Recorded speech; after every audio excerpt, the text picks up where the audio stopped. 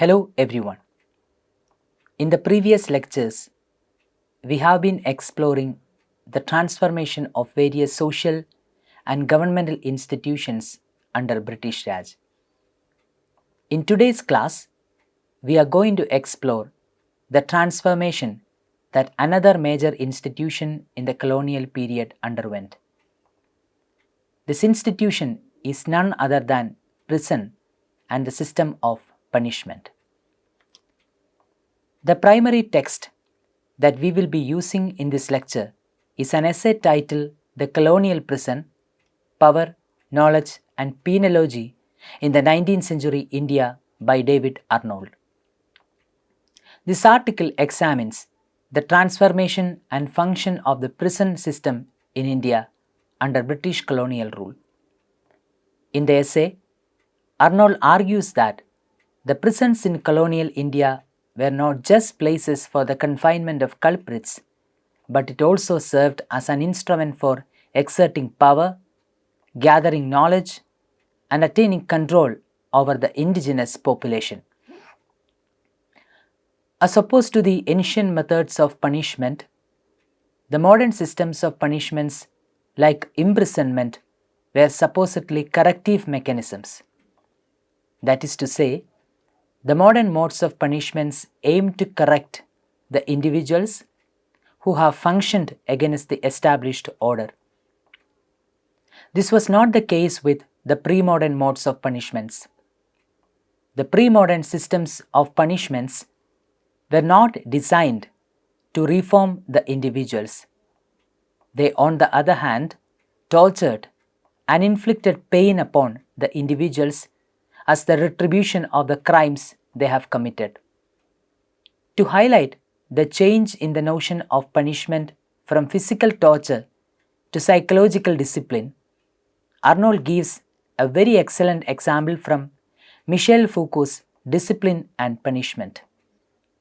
Foucault's Discipline and Punish opens with a brutal depiction of the public execution of Robert Francois Damiens in 1757. Damiens, who had attempted to assassinate King Louis XV, was sentenced to death. But his punishment was designed not merely to end his life, but to demonstrate the absolute power of monarchy through the most excruciating suffering imaginable.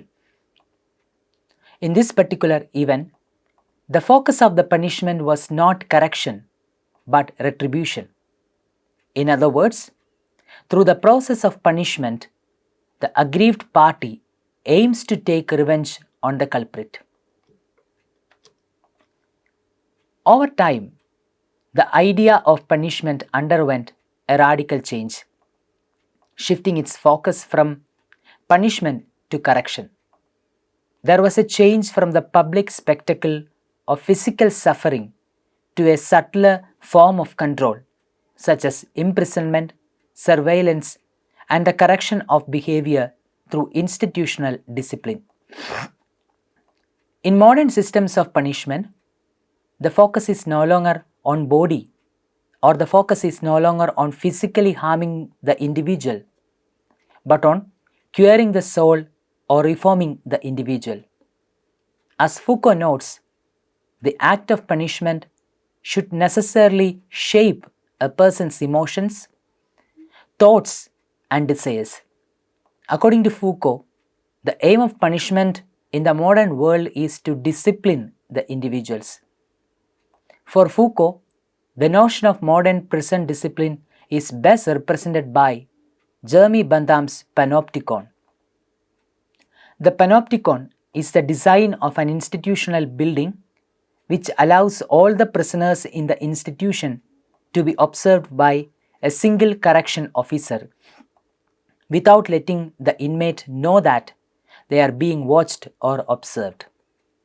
The architecture consists of a round building with an inspection house at its center. From this inspection house at the center, the officers are able to watch the inmates. It is true that it is impossible for a single guard to observe all the prisoners in the jail, but The very structure of the building creates a sense of fear in the prisoners that they are being watched or observed. Since the inmates cannot know when they are being watched, they are constantly under the fear of being watched or observed anytime. This motivates them to act properly in the prison.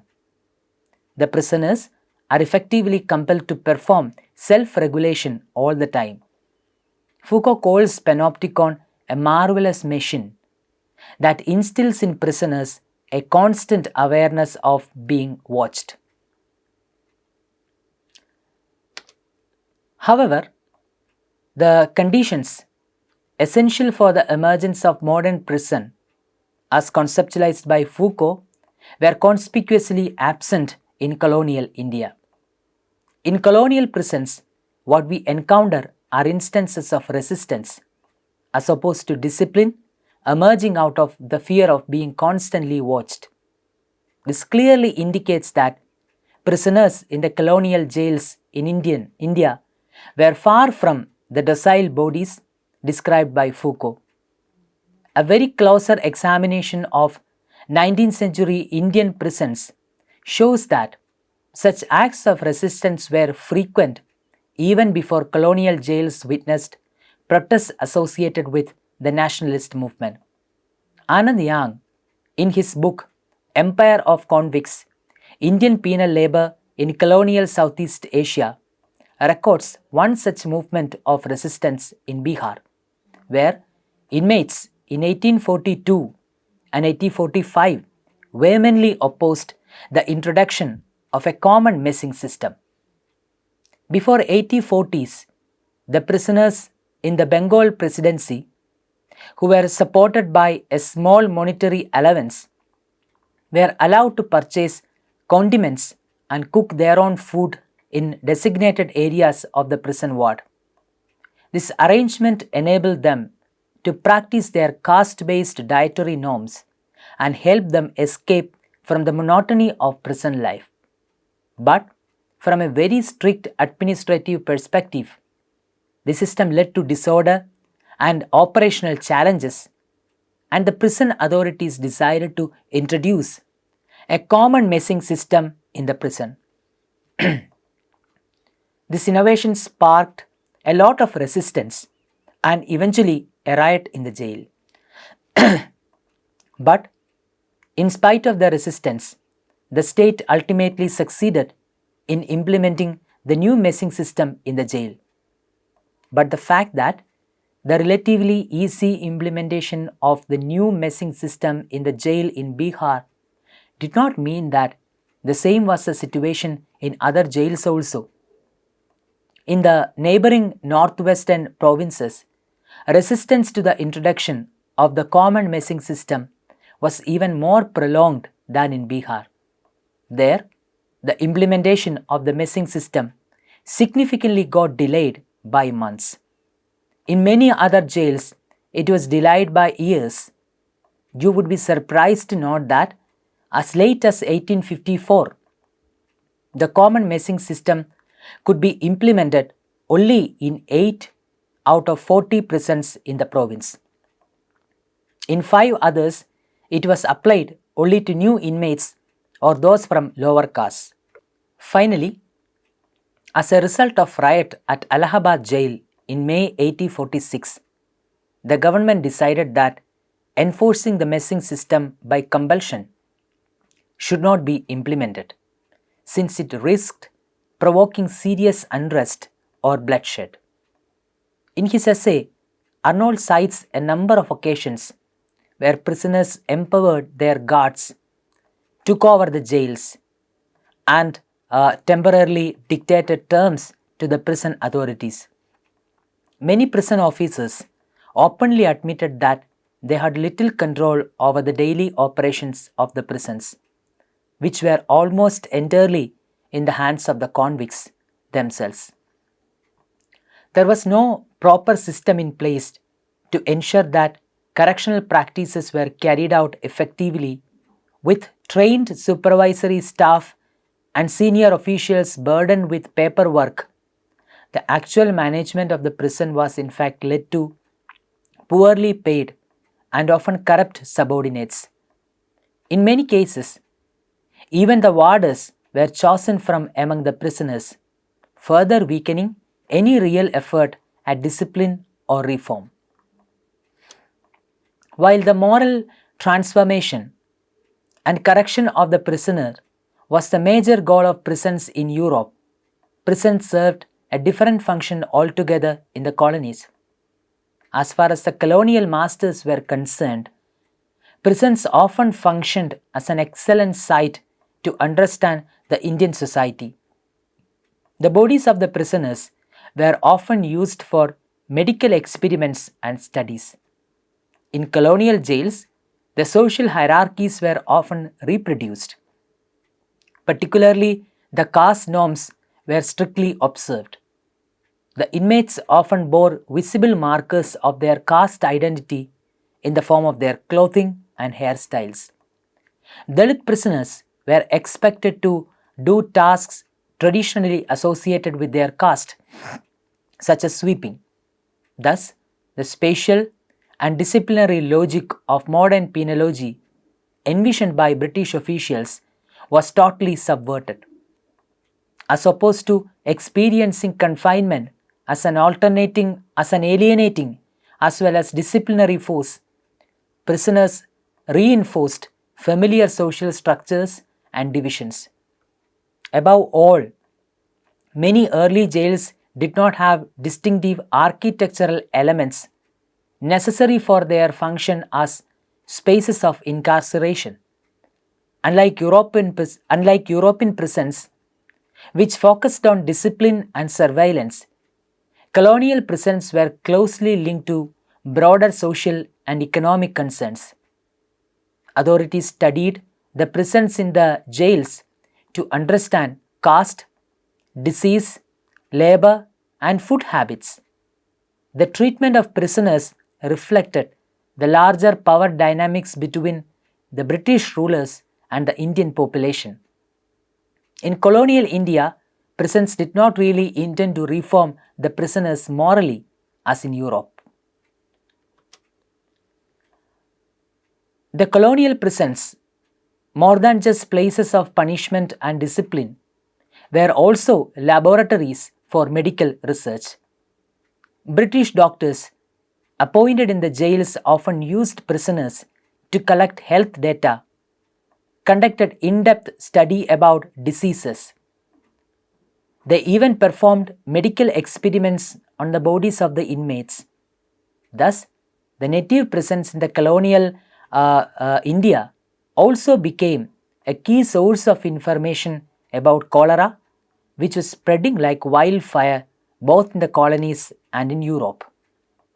But it is interesting to note that the colonial prison, which used the native bodies to generate and advance knowledge in medical science, consciously stayed away from issues of diet, health, and sanitation.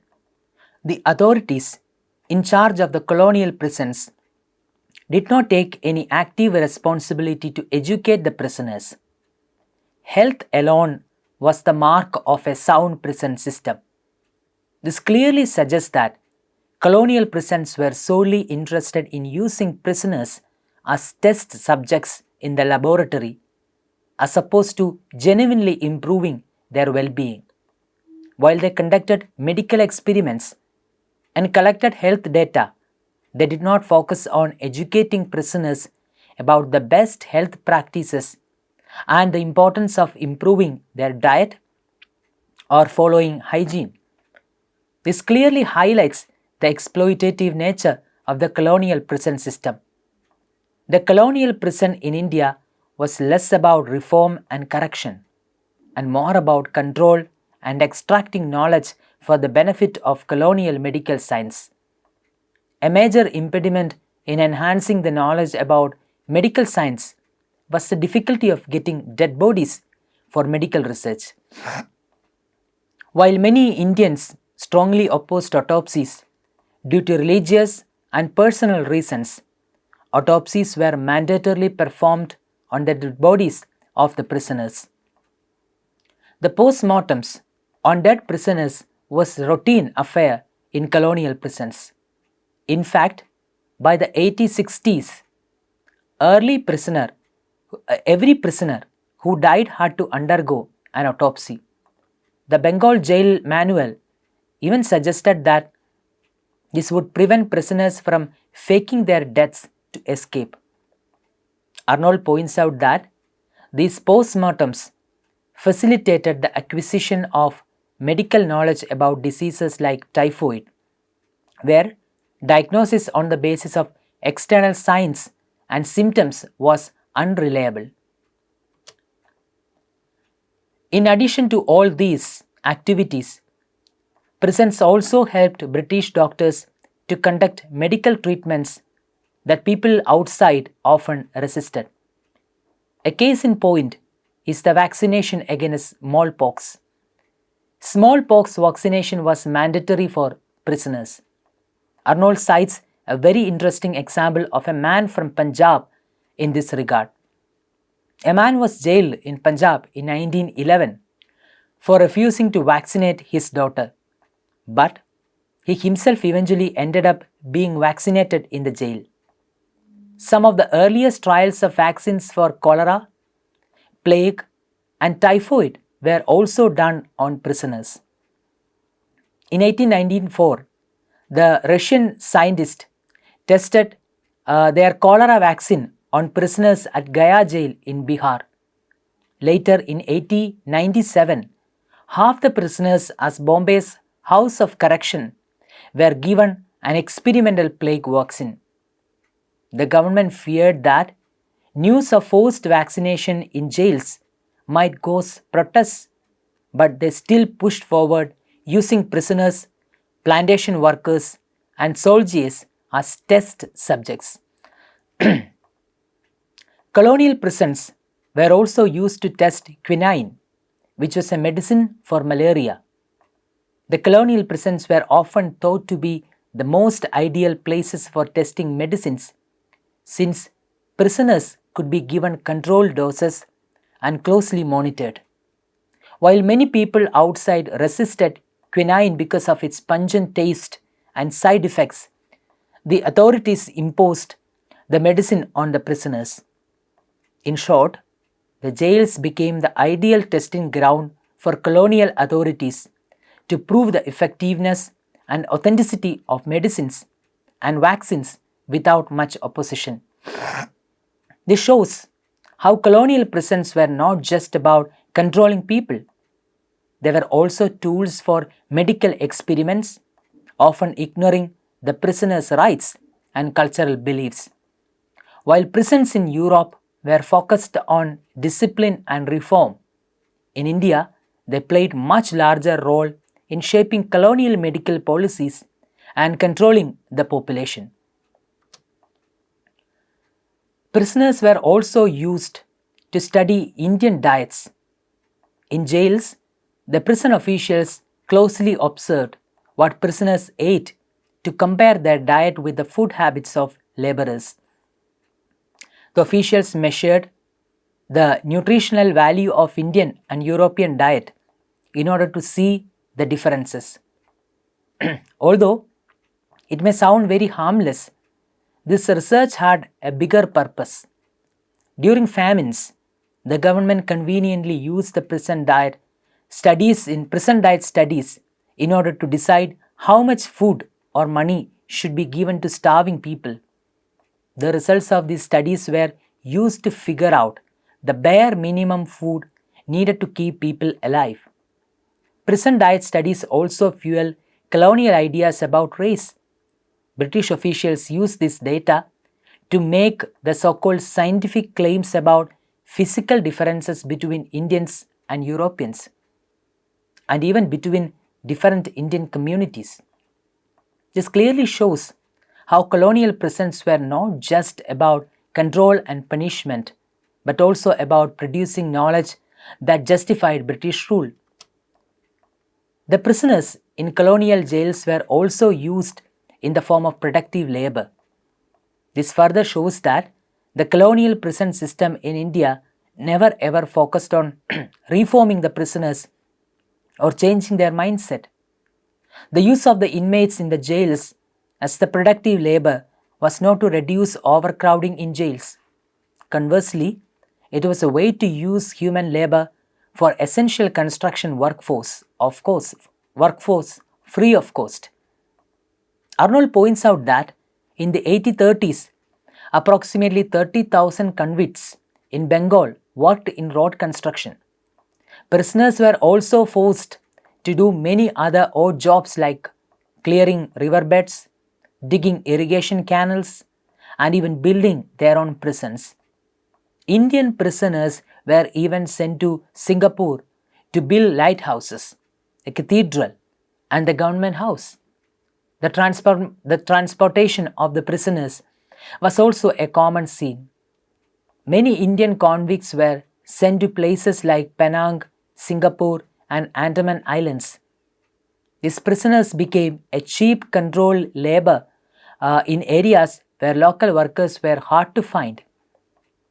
The Andaman Penal Settlement, for example, wasn't just a prison, it was a forced colony. It was created because there weren't enough laborers willing to settle there. By the late 1830s, the British started to discourage the employment of prisoners for outdoor labor. The primary reason for this was that the work outside the jail often made discipline harder to enforce. It gave the prisoners ample opportunity to talk to the public and execute their escape. This did not mean that the abandonment of the idea of using prison laborers for work. The prisoners were then employed for the work inside, especially for the industrial work. Arnold's observation merits special attention here. According to him, the main attraction for the state was that by turning jails into schools of industry, prisoners contributed substantially towards the cost of their own incarceration and produced, often for the state itself, high quality goods and services. In short, beyond controlling behavior, prisons played a key role in managing labor under colonial rule. The colonial prison in India was a deeply contested and contradictory space. While British administrators sought to impose a regime of discipline, uniformity, and institutional surveillance inspired by emerging European models of penal reform, the actual functioning of Indian jails reveal a far more complex and uneven reality. The Foucauldian ideal of the prison as a site for producing docile bodies through surveillance and normalization largely failed to materialize in the colonial context. Instead, prisons in India often reproduced the very social hierarchies, particularly those of caste and religion, that the colonial regime normally sought to neutralize within the disciplinary framework.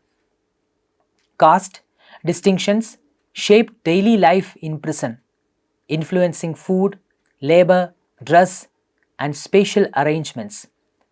The introduction of reforms like the common messing system, which aimed to break caste-based divisions and assert administrative control, met with widespread resistance, sometimes erupting into riots. Such episodes of defiance, far from isolated, point to a persistent and significant opposition to colonial penal authority even in the supposedly totalizing space of the prison. Rather than sites of internalized discipline, colonial prisons were areas of negotiation, resistance, and compromise. Moreover, infrastructural and administrative limitations, such as inadequate staffing, poor surveillance capabilities, and repurposed architectural spaces, etc., further undermined the possibility of implementing a truly modern carceral regime. The colonial state's investment in the prison was shaped less by ideals of reform and more by concerns of control, racialized governance, and deterrence. In short, jails in colonial India did not reflect the coherent disciplinary institution envisioned by European theorists. Instead, they emerged as fractured and contested spaces where the logic of empire, resistance from below, and the persistence of indigenous social structures fundamentally reshaped the experience and meaning of incarceration. These are the major points that you need to keep in your mind. I hope you have understood all the major points that we discussed today. See you in the next lecture. Thank you.